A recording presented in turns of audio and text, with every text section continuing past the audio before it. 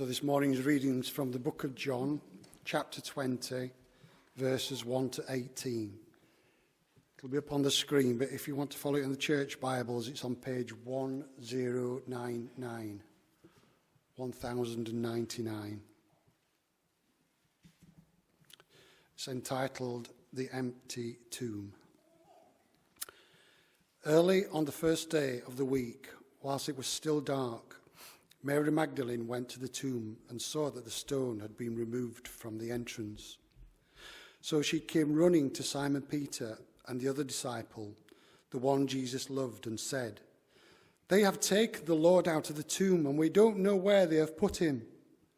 So Peter and the other disciple started for the tomb. Both were running, but the other disciple outran Peter and reached the tomb first. He bent over and looked in at the strips of linen lying there, but did not go in. Then Simon Peter came along behind him and went straight into the tomb. He saw the strips of linen lying there, as well as the cloth that had been wrapped around Jesus' head. The cloth was still lying in its place, separate from the linen.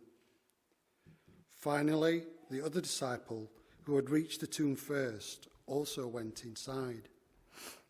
He saw and believed. They still did not understand from Scripture that Jesus had to rise from the dead. Then the disciples went back to where they were staying.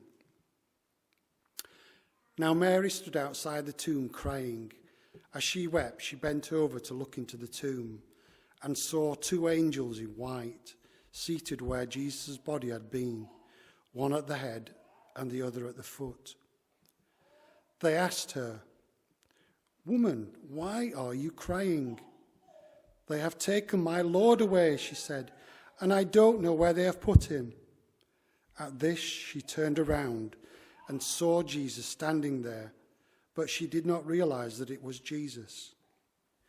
He asked her, "Woman, why are you crying? Who is it that you are looking for?" Thinking he was the gardener, she said, "Sir, if you have carried him away, tell me where you have put him, and I will go and get him." Jesus said to her, "Mary." She turned towards him and cried out in Aramaic, "Rabboni," which means teacher. Jesus said, "Do not hold on to me, for I have not yet ascended to the Father. Go instead to my brothers and tell them, I am ascended to my Father and your Father, to my God and your God." Mary Magdalene went to the disciples with the news, "I have seen the Lord." And she told them that he had said these things to her. This is the word of the Lord.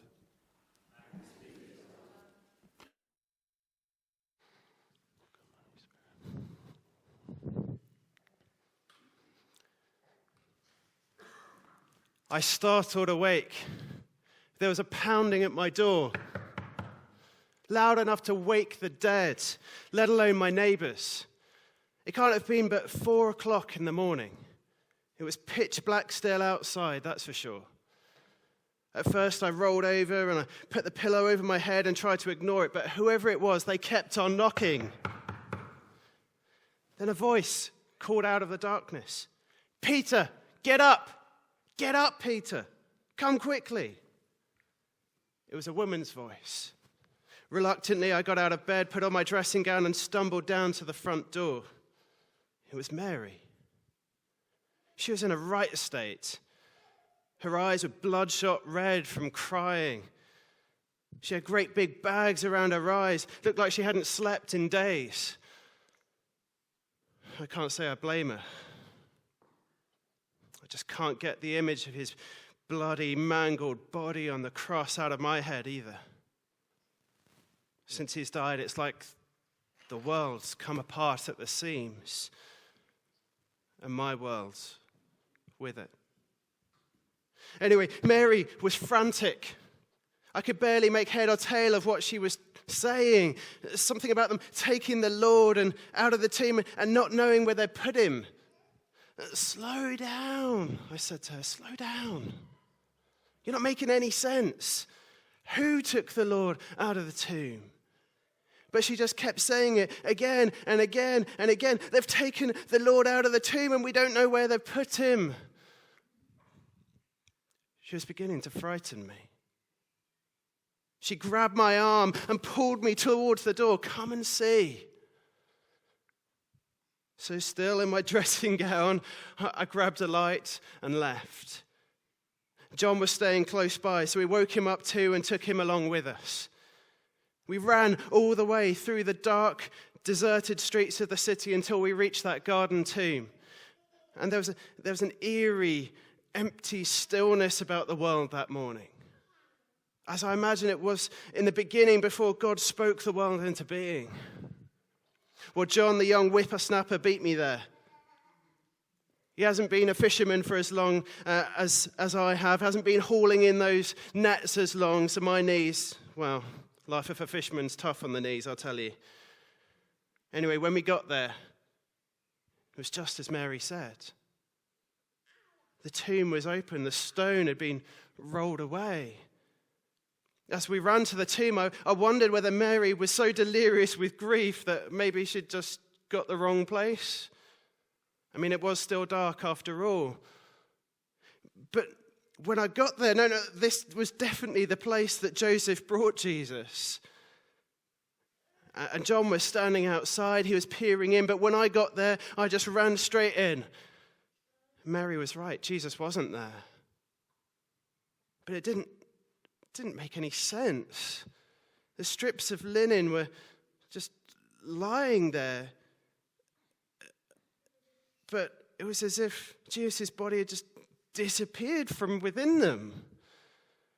If this was the work of a grave robber, then why go to the trouble of unwrapping Jesus' body first? Well, Jesus was gone, that much was clear. But where? A few moments later, John cautiously followed me into the tomb. He looked around, saw the grave clothes lying there just like I did, and started whispering to himself. So it's true. It really is true. Then he started to slowly back out of the tomb and stumble back towards the city as if in some kind of a daze. Well, I didn't have a clue what he meant, so I followed after him. Mary, though, just stood there at the entrance to the tomb, crying her eyes out. The past few days has taken its toll on all of us, but I think Mary seems to be feeling it more than most. I tried to persuade her to come with us, have a bit of breakfast, but she wouldn't move. I'm not going anywhere, she said. I could see it was no use arguing with her. So I left her there and jogged on ahead to catch up with John. I could hear Mary's sobbing ringing in my ears all the way back home. We walked back much more slowly than we'd arrived. In our heads, just trying to process what we'd seen. When I got home, I remember just sitting there in stunned silence, replaying all of the events of the past 3 years. I remember thinking, it's not meant to end like this. He was meant to be the one who would make all the sad things come untrue. He spoke, and water turned into wine. He spoke, and a sick boy was healed. He spoke, and a paralyzed man stood up on his 2 legs. He spoke, and a dead man walked out of the tomb alive. At his touch, a hungry crowd was fed. At his touch, a man who had been born blind saw for the very first time. I was there. I saw it all happen. I'd seen him do it firsthand. It was as if wherever he went, that veil between heaven and earth was stretched very, very, very thin. And a glimpse of God's promise of a world healed and restored came rushing to meet us from the future, right here, right now, wherever he was. Oh, I know, words can't explain. But it was as if he were remaking this broken world from the inside, making all things new. Well, I don't know how much time passed, an hour maybe, but I'll start out of my reflection by another pounding at the door. It was Mary again. "Peter! Peter," she yelled. "Open up, I've got good news. Really good news." She was almost dancing with joy as she said it. So I opened up the door and she rushed in like a hurricane. She wasn't the same woman who I'd left at the tomb barely an hour ago. Something had happened to her. She was completely different. She was glowing, like it says that Moses was when he came down from Mount Sinai.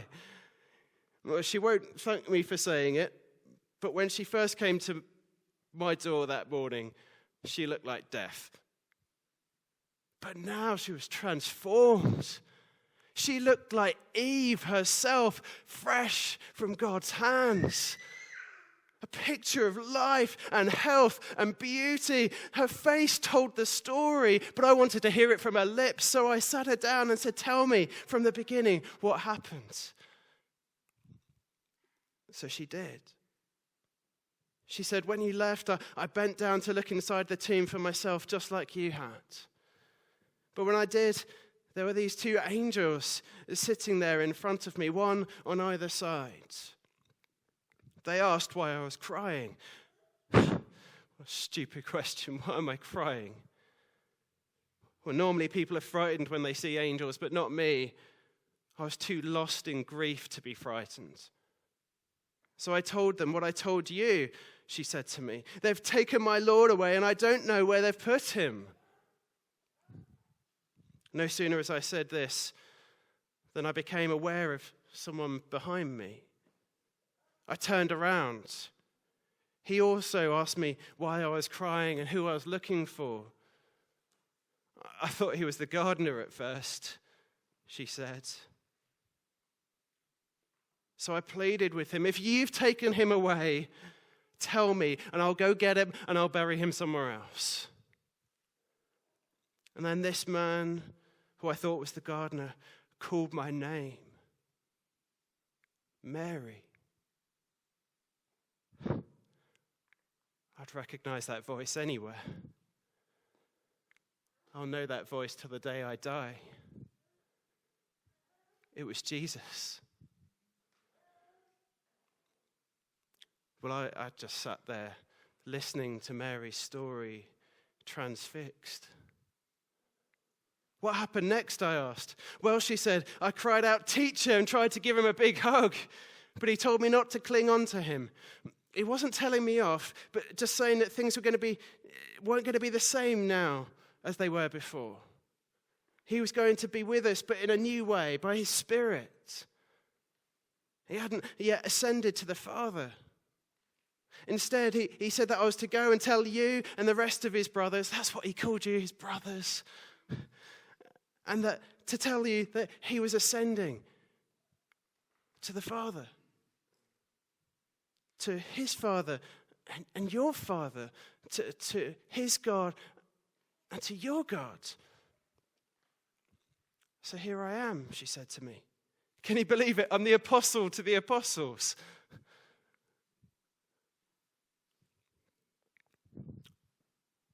Well, I'm ashamed to admit it, but I couldn't really believe it at the time. Don't get me wrong, I wanted to. But when you're used to people living and then dying, it's a bit much to get your head around, being told that someone's died and now is living. It's like the old rules of the game don't apply anymore. Of course, when Jesus appeared to me and to the others later on that day, we knew it was true beyond a shadow of a doubt. At first, I didn't know what it all meant. But I knew that everything would have to be different as a result.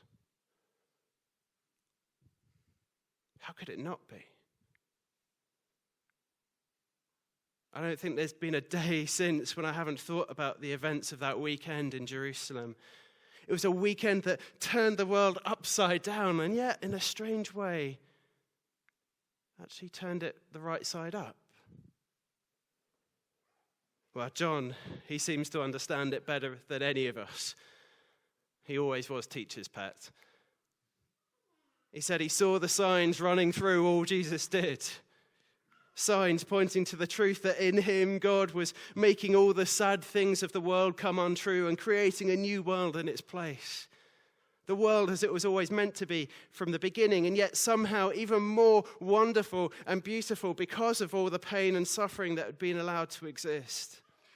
Don't you see, he'd say, it's the recreation story. The first day of a new week for the world. That's what he called it, that resurrection day. Think about it, he'd say. Through his death and resurrection, Jesus reversed sin's curse. Do you think it was an accident? He said that Pilate used the words, "Here is the man," to parade Jesus before the crowds. And that on a Friday, the sixth day when God created man and woman in his own image. Pilate might as well have said, "Take a good look, everyone. Here is a new kind of human come to rule the world with God. Adam 2.0. Do you think it was an accident, he said, that we came to the tomb while it was still dark? Just like the darkness of the world before God said, "Let there be light." Do you think it was an accident that Jesus appeared to Mary first, even though we were both there that morning? The new Adam, Christ, meeting the new Eve, the church in Mary. Come on, Peter, our Lord doesn't do coincidences. But that wasn't all. John saw even more in the story of what happened there in the garden tomb that morning. So he went on, think about those angels that Mary saw. 2 of them, one on either side, sitting where Jesus had been. Does that remind you of anything in your Bible, Peter? Well, I thought for a moment, and I said to him, well, it sounds a bit like the 2 angelic beings on top of the Ark of the Covenant, over the mercy seat in the most holy place, where God's presence was. And John got all excited with me. I remember he said, yes, exactly. But more than that, what did God put outside the Garden of Eden to stop us from re-entering? 2 angelic warriors of light, I said to him. Yes, he cried. Don't you see? So where once the angels kept us out of paradise, confirming our exile from God, now they're opening paradise to us, saying that the exile's over. Well, I wasn't following it all at the time, but I've had a lot of time to think about it these last few days in prison here in Rome. And don't tell him, but you know what? I think he was right. Don't tell him, though. He'll get a big head. But I do hope he writes it all down. Someone told me he started. Apparently he's got the beginning all worked out. In the beginning was the Word, and the Word was with God, and the Word was God. The light shines in the darkness, and the darkness has not overcome it. You know, for a fisherman, he's got quite a way with words. And the more I think of it, the more I think Mary was actually right about Jesus being the gardener. You know, it's funny, of course, when you think back. Can you believe it? Mary accused Jesus of stealing his own body. But isn't that what Jesus had been doing all along? Bringing new order to the world's chaos, like a gardener. Bringing new life into flower, into bloom, into fruitfulness, wherever he went. And what a master gardener too. Turning a Roman cross into a tree of life for us all. The story never gets old, does it? It was the day the world changed forever.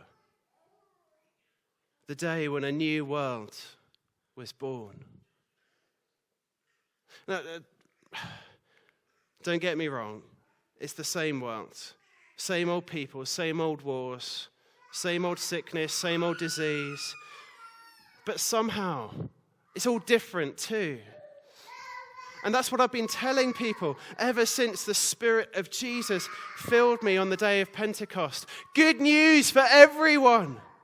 Something has happened through the death and resurrection of Jesus, because of which the world is a different place. And most people are oblivious. They're carrying on their lives as if nothing's happened. But what's happened is like the new creation gushing up out of the ground like a spring of water. And that water becomes a stream, and that stream, wherever it flows, it brings new life with it.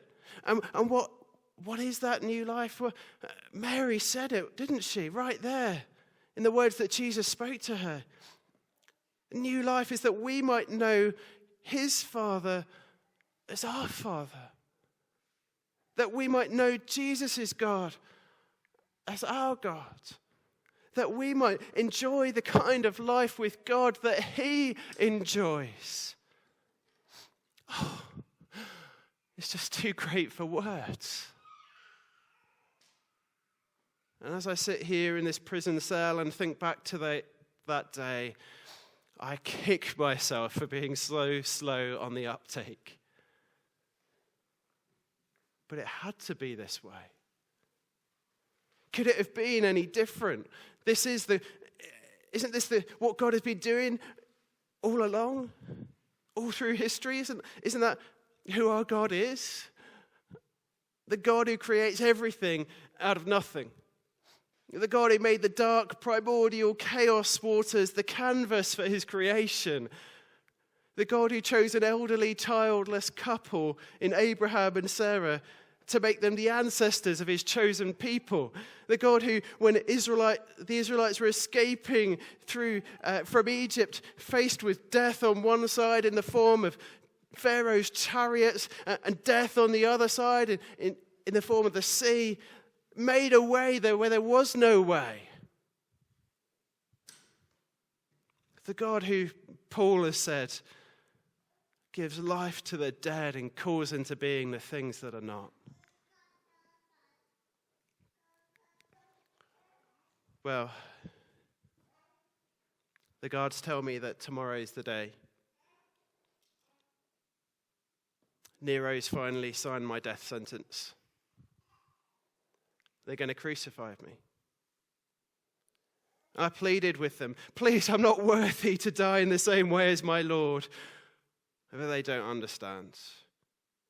Worthy to be crucified, they sneer. There's nothing worthy about crucifixion, you dog. You Christians are so strange. Anyway, they've agreed to crucify me upside down instead. A fitting symbol of how Jesus' death and resurrection has turned the world on its head, and me along with it. And they ask me, why aren't you scared? Don't you know this is the worst way we've found to kill someone? And I gently take the opportunity to share with them the reason for the hope that I have in Jesus. The hope that allows me to embrace suffering. And I say to them, if it wasn't for the fact that I know that the crucified Jesus is risen from the dead and King of the universe, then my choice not to renounce him and to bend the knee to Caesar would look just plain stupid. But because he lives, all fear is gone. In him I have hope for joy beyond the grave. They don't get it. And to be honest, I don't blame them. But I pray that one day, sooner or later, they will. I pray that tomorrow, as they're crucifying me, they'll see me rejoicing in hope.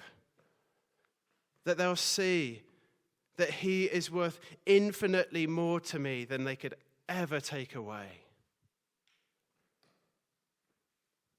What kind of Christian would I be, I think to myself, if my life made sense apart from the resurrection?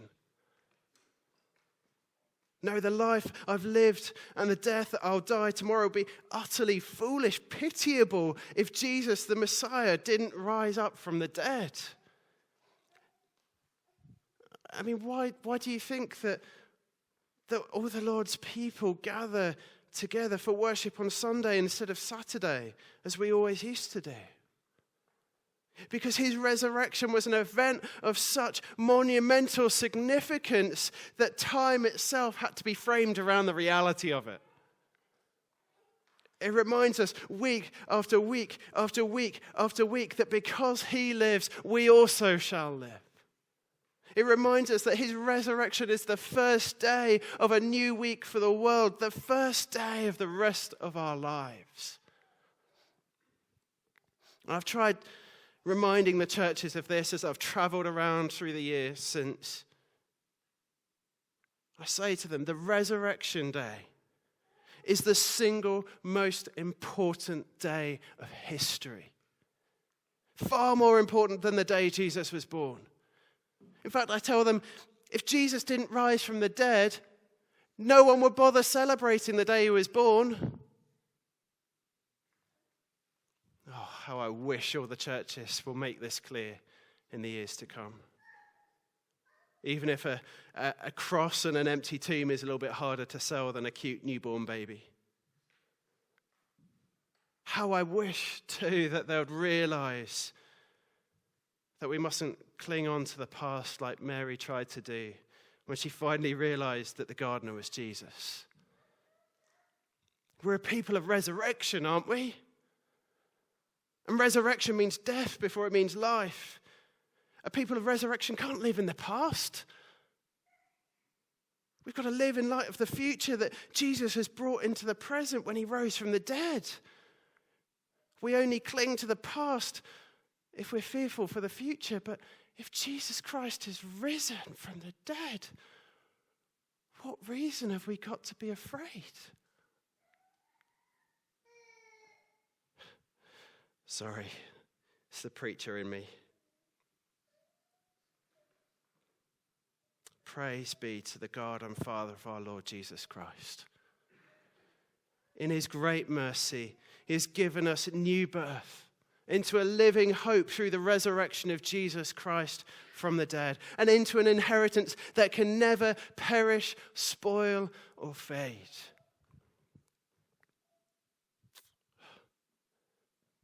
Friends, cherish these words of Psalm 118. The stone the builders rejected has become the cornerstone.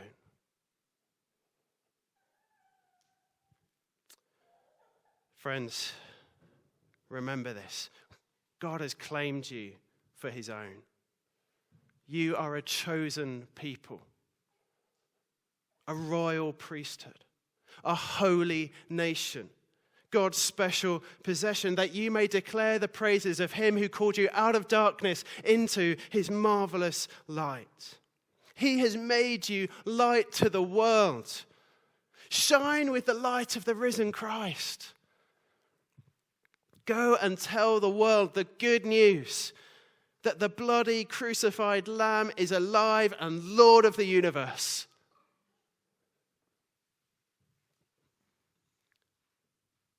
And don't worry about what will happen to me, because I'm not worried. Because Jesus lives, I know that I too will live. This isn't the end. For me, just the beginning of life.